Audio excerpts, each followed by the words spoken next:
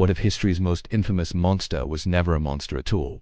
What if he was God's final, terrifying closing argument? Some names don't live in books. They dwell in the shadows cast by human fear, spoken only in whispers, as if the very sound could give them flesh. But one among them stands alone. We have been taught to see it as the embodiment of chaos, an enemy to be vanquished. But what if we got it all wrong? What if it isn't a threat to creation, but its ultimate, ruthless signature? Proof delivered not to terrify us, but to break us. In the depths of the collective unconscious, where the light of reason is swallowed by the darkness of primal terror, a riddle lies sleeping, as ancient as water itself. Its name is Leviathan. It is not merely a word, not just a myth. It is an echo, a low and resonant hum that reverberates from the very foundations of the cosmos.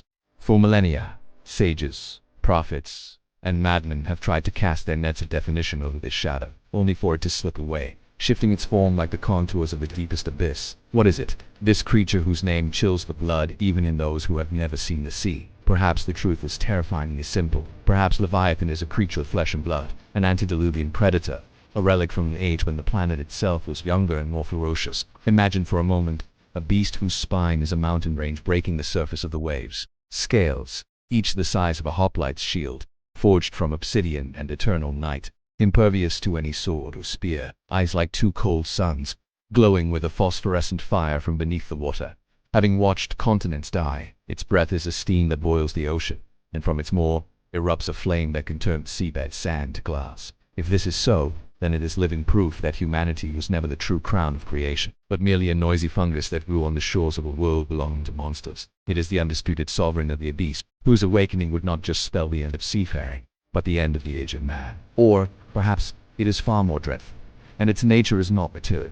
What if Leviathan is not a beast, but a name, a title, one of those worn by the fallen princes of hell, the archdemons who were cast down into the darkest, deepest corners of creation? In that case, the ocean isn't its home.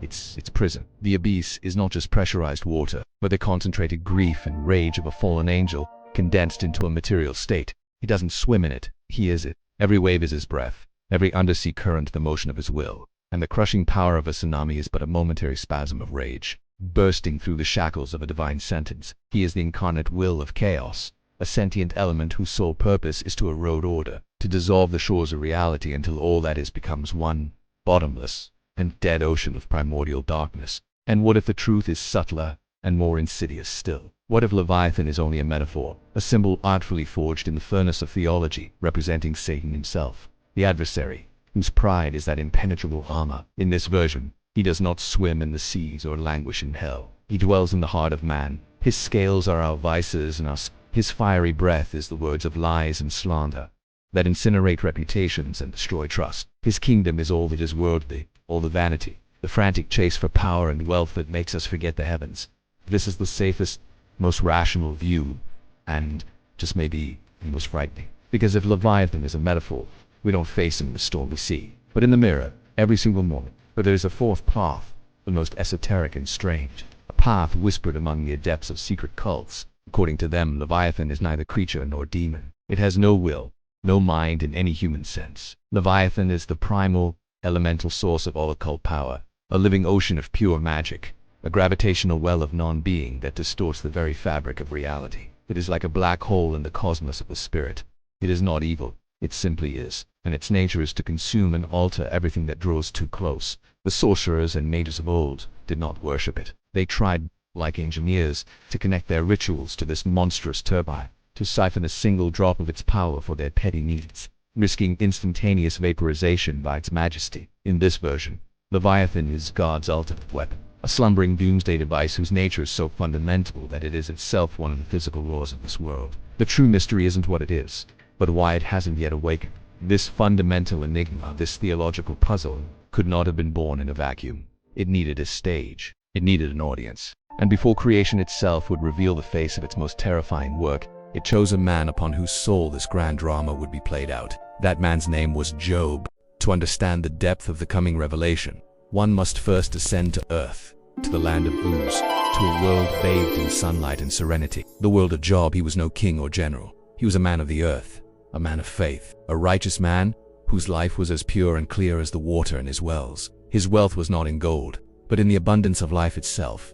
His flocks of fat sheep and oxen covered the hills like a living carpet. Golden fields of wheat bowed under the weight of their grain, promising sustenance and prosperity. The laughter of his 7 sons and 3 daughters was the music of his home, and the respect in the eyes of the elders at the city gates was his greatest reward. Job was a man who did everything right. Every morning he offered up prayers of thanksgiving, fearing that even in their thoughts his children might have sinned. He was the pillar of his world, living proof that the covenant between God and man was in full effect. Righteousness was rewarded with prosperity. His world was orderly, logical, and just. And it was this perfect order that attracted the attention of the one force that exists only to sow chaos. One day, when the sons of God came to present themselves before the Lord, Satan was also among them, the adversary, the cosmic prosecutor whose job is to find the flaws in creation. And God, with pride in his handiwork, pointed him directly to Job. "Have you considered my servant Job? There is no one on earth like him. He is blameless and upright, a man who fears God and shuns evil." But in Satan's cynical sneer came the question that would poison the very essence of faith. Would Job remain so righteous if everything were taken from him? Is his faith anything more than payment for a comfortable life? "Stretch out your hand and strike everything he has," he challenged, "and he will surely curse you to your face." And in that moment, in the celestial court, the most terrible wager in history is made. God, certain of his creation, gives his permission. He withdraws his protective hand from Job, leaving him exposed to the winds of cosmic, arbitrary cruelty. This was not a test of Job's faith for God. He already knew the answer. It was something more. It was the setting of the stage. Hell is unleashed from heaven upon the earth. In a single day, messenger after messenger brings him news, each report more horrific than the last. His herds are stolen and slaughtered. His servants are killed. Fire from the sky has burned up his sheep. And then, the final, unthinkable blow, a mighty wind from the desert collapsed the house where his children were feasting, and they are all dead. In an instant, Job's world, his orderly and just universe, has collapsed, leaving behind nothing but smoking ruins and the ringing silence where his children's laughter used to be. And then Satan strikes a second time, touching his very flesh. Once a patriarchus, is covered in agonizing sores from head to foot and sits among the ashes, scraping his skin with a piece of broken pottery. His wife screams at him, "Curse God and die." And his friends, who came to comfort him, only rub salt in his wounds with their moralizing, trying to find logic in the illogical, guilt in the innocent. Job does not curse God, but he curses the day of his birth. He cries out to the heavens, demanding an answer. His soul is torn between his belief in a just God and the horror of his reality. And in this desperate cry, at this point of absolute human suffering, when every earthly support has been kicked out from under him, and a man is left alone with the silent universe, it is precisely then that he becomes ready to hear what cannot be heard in comfort and peace, ready to see what is hidden from the eyes of the happy. His soul was scorched to ash, his mind stripped bare of all illusions by suffering. He was broken in order to become a vessel for revelation, for only to the one who has stared into the abyss of his own despair will God dare to reveal the abyss of his creation. And from the tempest, from the very heart of the storm that was but an echo of his voice, he would finally speak, and his words would not be of justice, not of reward or punishment. His words would be of power, of dominion, of a scale beyond the grasp of the human mind. His words would be of Leviathan. The whirlwind that formed on the edge of the scorched horizon was no ordinary dust storm. It moved with an unnatural purpose, its funnel blackening as if it were a tear into another, more violent reality. The wind did not merely howl, it spoke, forming syllables from billions of grains of sand and the moans of the desert, a prelude to speech. Job, sitting in his ashes, raised his head. The skin that had become a single, weeping wound pulled tight across his face, but his eyes, stripped of everything but pain, stared directly into the heart of the cyclone. He had waited, he had demanded, and the universe at last chose to answer. From the very center of the roaring darkness, the voice struck. It was not a sound one hears with the ears, but a pressure that rattles the bones and grinds the soul into the dust. A voice that could move mountains and boil seas, now focused on a single point, aimed at a solitary mortal sitting on a pile of refuse and shattered hope. "Gird up your loins now, like a man." It thundered in Job's mind, forcing him to straighten up against the agony. "I will question you, and you shall answer me. Where were you when I laid the earth's foundation? Tell me, if you understand, who laid the measures for it? If you know, or who stretched the line upon it? On what were its foundations set, or who laid its cornerstone? While the morning stars sang together and all the sons of God shouted for joy." Job was silent. What could he possibly say? His world, his tiny, painstakingly built world of justice and retribution, had just been utterly obliterated, and now he was being shown the blueprints for all of creation. This wasn't comfort. It was a soul-crushing shift in scale. His suffering, as all-consuming as it felt to him, was less than a speck of dust on this cosmic map. And then, Without waiting for an answer, the voice from the whirlwind moved on to its mouth. It didn't explain why the righteous suffer. It chose to demonstrate what true, untamable, incomprehensible power looked like, a power next to which all human notions of strength and weakness, order and chaos, become little more than a child's prattle. It revealed to him the image of Leviathan. Can you pull in Leviathan with a fish hook or tie down its tongue with a rope? The voice was dripping with ice-cold irony. Can you put a cord through its nose or pierce its jaw with a hook? Will it keep begging you for mercy? Will it speak to you with gentle words? Will it make a covenant with you for you to take it as your slave forever? Before Job's mind's eye, clearer than any earthly vision, the beast appeared. It wasn't swimming in the water, it was a moving part of the ocean itself, a mountain given life. And the voice became its anatomist, giving the broken, righteous man the most terrifying guided tour in history. Look at its body, at its back rows of shields, shut up tight as with a seal. Each is so close to the next that no air can pass between them. They are joined fast to one another. They cling together and cannot be parted. Job saw this armor. It wasn't mere scales. Each plate, the size of the gates to his ruined home, was perfectly fitted to the next. Not a seam, not a gap. This was not a defense grown upon a body, but the body itself, forged like a monolithic fortress. A smooth, black surface, glistening wet, against which the light of the stars and the cold sun shattered into a myriad of shards. No spear hurled by the hand of the mightiest giant would leave so much as a scratch. No sword, tempered in secret fire, could find a chink to pierce. This was absolute, self-contained invulnerability. Its snorting throws out flashes of light. Its eyes are like the eyelids of the dawn. And the vision shifted. From the depths, a head arose, and two eyes stared directly into Job's soul. These were not the eyes of an animal. They were two rifts into the abyss, glowing with a phosphorescent, deathly fire. They held no rage, no hunger, only a statement of fact, ancient as the world itself, a cold awareness of its own supremacy. The chilling knowledge that everything else was merely food or an obstacle. Firebrands stream from its mouth. Sparks of fire shoot out. Smoke pours from its nostrils as from a boiling pot or cauldron. Its breath sets coals ablaze, and flames dart from its mouth.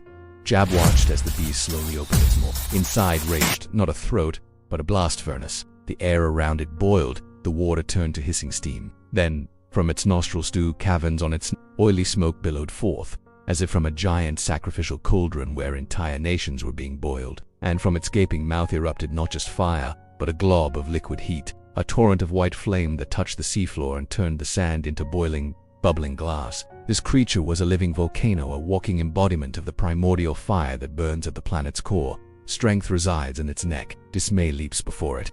The voice continued its merciless lesson, listing the futility of human effort. A sword that reaches it has no effect, nor does a spear or a dart or a javelin. Iron it treats as straw and bronze as rotten wood. The arrow cannot make it flee, for its slingstones are turned to chaff. A club is regarded as straw. It laughs at the rattle of a javelin. Job pictured it, the finest warrior of his tribe, a hero of 100 battles, whose name struck terror in his enemies. He stands on a cliff, watching the monster rise from the water. His heart, which had never known fear, clenches into an icy knot. He hurls his spear, the best that human hands have ever forged down.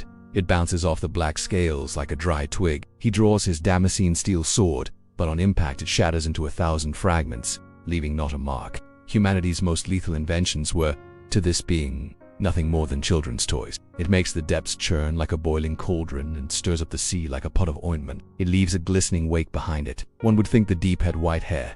On earth it has no equal, a creature without fear. It looks down on all that are haughty. It is king over all that are proud. And in that moment, Job understood. He understood everything. God wasn't making excuses, he wasn't apologizing. He had simply pulled back the curtain and shown him a glimpse of the true order of things. A world where Leviathan exists, a creature that fits into no framework of morality, justice, or meaning. It simply is. It is God's living argument, his irrefutable proof of power. If he could create this, then who was man to demand an accounting for his own misfortunes? Who was Job, with his flocks, his children, and his sores, in the face of a power that boils the ocean with its breath and laughs at the finest weapons of civilization? His despair, his demand for justice, was all pride. The pride of an ant cursing the giant's foot that accidentally crushed its armpit. Jabbar bowed his head. The storm was subsiding, but the thunder of the divine voice and the image of the monster were forever seared into his soul. He no longer demanded an answer. He had received one. I know that you can do all things. No purpose of yours can be thwarted, he whispered into the cooling ash. Surely I spoke of things I did not understand, things too wonderful for me to know. Therefore I despise myself and repent in dust and ashes. He was broken. But for the first time in all this, he could truly see. He saw the world as it is. Not a cozy stage for human drama, but a boundless, terrifying, and magnificent arena, where forces move against which the fate of even the most righteous man is but a ripple left by the tail of a passing Leviathan. So ended the trial of Job, or rather, so ended Job's trial of God. The truth that crashed down upon him from the roaring whirlwind was not comfort, nor was it an excuse. It was a factory reset, a cosmic reboot, after which his personal tragedy, however immeasurable it had seemed, was put into its proper scale on the scale of greater sand on the shore of a bottomless ocean. God didn't answer the question why, because the question itself was asked from the wrong frame of reference. He simply showed Job the map, on which his tiny world wasn't even a dot, but the absence of a dot. And at the center of that map, like the living signature of the Creator, loomed the incomprehensible figure of Leviathan. This wasn't intimidation. This was horror therapy, a healing through the realization of one's own insignificance before the face of true being. Leviathan wasn't a threat. It was a vaccine against the pride that makes a mortal believe the universe revolves around his ideas of fairness. But a revelation given to one man in the fire of suffering inevitably cools, hardening into cold dogma in the hands of future generations. The truth Job witnessed was too vast, too inconvenient, and too terrifying for humanity to preserve in its pristine form. It was like molten gold, powerful and pure, but to be used it had to be cast into simpler, colder forms. And so, over time, the great process of concealment began. The philosophical depth of the story of Leviathan began to sink beneath new layers of interpretation. Like a drowned city vanishing under silt and seaweed, the human mind, in its eternal quest to catalog everything, to put it all on shelves and slap labels on it, was alien to the idea of Leviathan as an absolute symbol of divine sovereignty. Such a Leviathan was neither good nor evil. It was simply other, and humanity cannot abide ambiguity. It demands heroes and villains, demons and angels. And so Leviathan, this living argument of God, began its slow but steady transformation from a museum piece in a cage to an escaped monster. Theologians of later centuries, reading the book of Job, increasingly turned a deaf ear to the thunderous voice of the Creator and peered more intently at the beast itself. They saw not proof of God's power, but a challenge to it, not an instrument, but an adversary. The majestic image began to fade, giving way to something simpler and more understandable. The image of a monster from the deep, a primordial evil to be fought by the forces of light. The mystery of the cosmos revealed to Job was too complex. A story about a battle with a sea serpent was far simpler and more exciting. And so, little by little, Leviathan was removed from the divine arsenal and reassigned to the jurisdiction of hell. It was there, in the dusty grimoires and demonological treatises of the Middle Ages, that Leviathan's legacy found its second, much darker life. It was no longer just an incomprehensible creation. It was assigned a rank and a portfolio. Christian theologians, notably the famed immunologist Peter Binsk, in their systematizing of the infernal hierarchy, appointed Leviathan as one of the 7 princes of hell. He was handed a deadly sin, envy. There was a twisted logic. Who else but the eternal prisoner of the abyss could gaze upon the world of land and light with the blackest envy? Who else, doomed to crawl into cold darkness, could hate those who walk under the warm sun and breathe free air? Its phosphorescent eyes were now interpreted not as signs of power, but as the ever-burning fires of jealousy for all of creation from which it was barred. It became the symbol of eternal discontent, of the ravenous desire to possess what is not yours. He became the patron saint of all those whose souls are poisoned by another's success, another's joy, another's love. Its image was finally severed from God, becoming his ant. In occult traditions, Leviathan was cemented as one of the 4 fundamental forces of darkness. In Anton LaVey's Satanism, he was enthroned as one of the 4 crown princes of hell, the embodiment of water in the western direction where the sun drowns and the day dies. He became the shadowy counterpart to the archangels, the sentinel at hell's western gate. His name was inscribed in Hebrew around the city, twisting it from a symbol of unfathomable divine authority into a banner of defiant rebellion against it. He became an icon for those who sought strength, not in humble submission to the universe, but in outright defiance of it. But his transformation didn't stop there. For some he was a demon, for others a god of chaos, and for those who hunted for forbidden lore, he reverted to his primordial, esoteric nature, that of the source itself. In the shadowy depths of the occult, Leviathan was no longer a being, but a principle, the key to the dark, watery abyss of the subconscious, to our most primal instincts, to the forbidden wisdom slumbering just beneath the thin veneer of civilization. Mages and mystics saw in him less an entity to be worshipped, and more an infinite reservoir of power, the kind whispered of in ancient cults. To gaze into its eye was to stare into your own abyss and not flinch. To walk its path meant embracing your own shadow self, your inner darkness. And so the legend of Leviathan endures, ever shape-shifting, as is befitting a god of the sea. Its journey has taken it from a metaphor for the Creator's unfathomable power, revealed to one broken but righteous man, to the archmen of envy, to the elemental of water and the rites of rebels, and at last, to a psychoanalytic symbol of the psyche's hidden depths. It is the perfect mirror for humanity. In every era, we see in it what we are ready or willing to see. The untamed might of nature we long to conquer, the cunning foe that must be vanquished, or the shadow within ourselves that we must either exorcise or embrace. Leviathan's story is far from over. It is being written right now in the minds of scientists plumbing the ocean trenches, in the nightmares of sailors, in the works of philosophers, and in the quiet rituals of those still trying to hear. In the roar of the waves, the echoes of that very voice from the whirlwind. And the ultimate question it poses to us today remains the same as in the time of Job. When you gaze into the abyss, the abyss of the ocean, the cosmos, or your own soul, what will you see? Mindless chaos, or an unfathomable design? And what will you say when it gazes back?